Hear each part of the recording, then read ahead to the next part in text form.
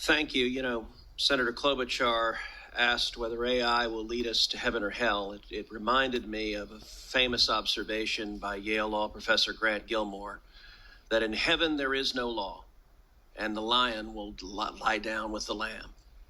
In hell, there is nothing but law, and due process is meticulously observed. Let me ask you this, and this is to each of the four witnesses. In the race for AI, who's winning, America or China? If the answer is America, how close is China to us?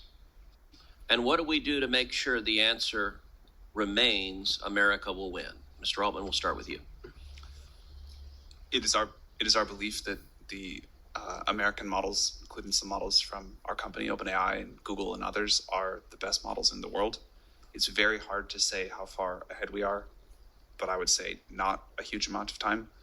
And I think to continue that leadership position and the influence that comes with that, and all of the incredible benefits of the world using American technology, products, and services, the things that my colleagues have spoken about here, the need to win in infrastructure, sensible regulation that does not slow us down, this sort of spirit of innovation and entrepreneurship that I think is a uniquely American thing in the world. None of this is rocket science. We just need to keep doing the things that have worked for so long and not make a silly mistake. Dr. Su?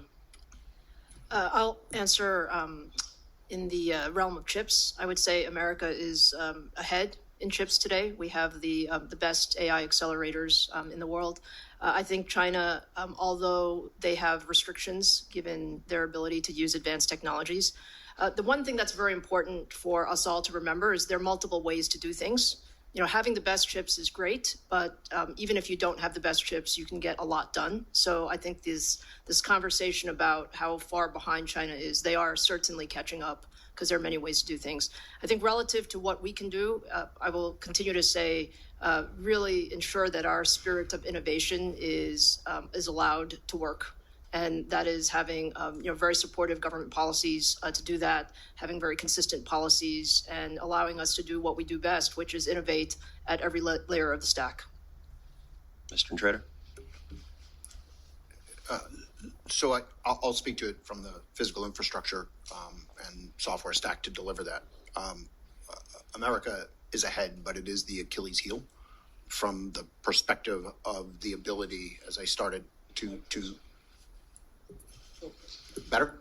Sorry about that. So the ability to build very large solutions to the computing infrastructure component of this is an area that we're going to struggle with from a permitting and building large projects to be able to deliver the power to allow those building artificial intelligence to continue to move as fast as they can in the race that we're in. Mr. Smith? I think the United States has a lead today in what is a close race and a race that will likely remain close.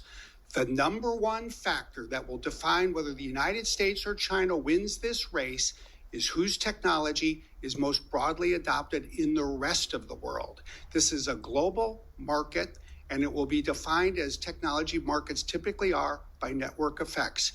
18% of the people in the world live in China, 4% live in the United States, 78% live somewhere else.